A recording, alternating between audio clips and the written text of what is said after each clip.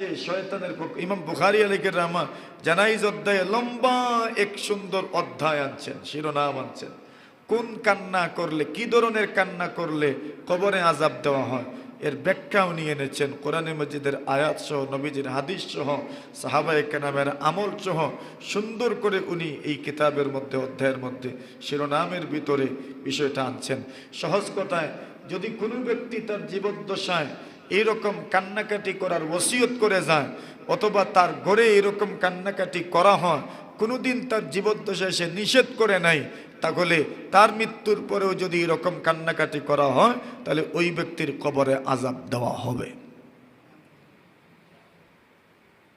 এখন মনে করেন কান্নার কারণেও কবরে আযাব। রাসূল আকরাম সাল্লাল্লাহু আলাইহি ওয়াসাল্লাম বলেন, ইউআযাবুল মাইয়িতু বিবুকাই আহলিহি আলাইহি। বুখারী শরীফের আমার রাসূল বলছেন, মাইয়িতের জন্য যদি কেউ কান্নাকাটি করে, কোন কান্না, এটা তো আগে ব্যাখ্যা দিয়েছি আমরা।